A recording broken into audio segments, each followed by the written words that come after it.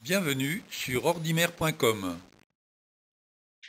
Dans cette deuxième partie, pour apprendre à gérer les dossiers de Windows 8.1, nous allons découvrir comment les sélectionner, les trier et les supprimer. Maintenant, nous allons examiner comment sélectionner des dossiers.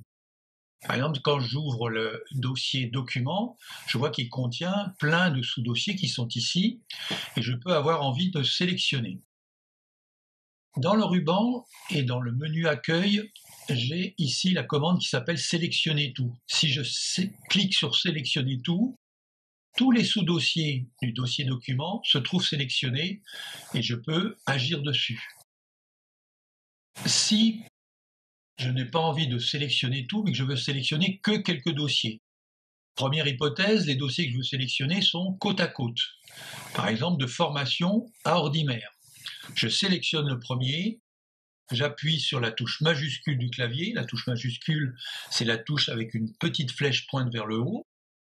Et je sélectionne Ordimer et je vois que tous les dossiers compris entre ces deux extrêmes sont sélectionnés. Et enfin, si je veux sélectionner des dossiers qui ne sont pas côte à côte, je sélectionne le premier, j'appuie sur la touche CTRL, qui est à gauche de mon clavier. Ensuite, je sélectionne le deuxième, puis le troisième, etc., jusqu'à l'action que je veux exécuter. Lorsque je suis dans mes documents, je vois que j'ai plusieurs dossiers qui sont triés ici apparemment par ordre alphabétique. J'ai plusieurs colonnes.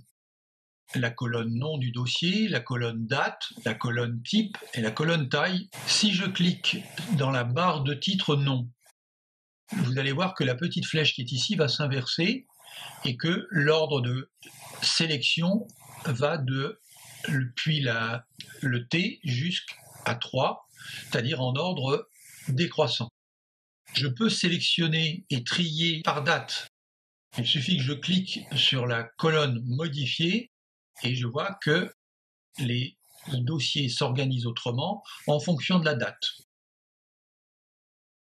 Si je veux ajouter des critères pour mes dossiers qui s'affichent, je fais un clic droit dans n'importe quelle colonne dans la barre des noms et je vois que j'ai coché ceux qui s'affichent, nom, modifié, type, taille, mais je pourrais rajouter une colonne hauteur qui est ici ou d'autres colonnes que je vais choisir.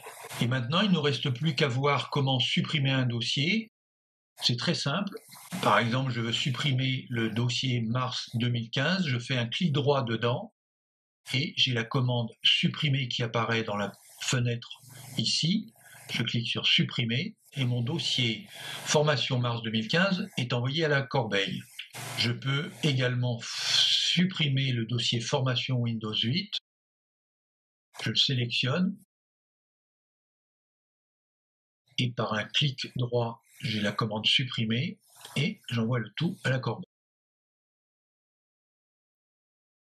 Dans cette deuxième partie, nous avons appris à sélectionner les dossiers, les trier et les supprimer. Je vous donne rendez-vous pour d'autres tutoriels sur ordimer.com.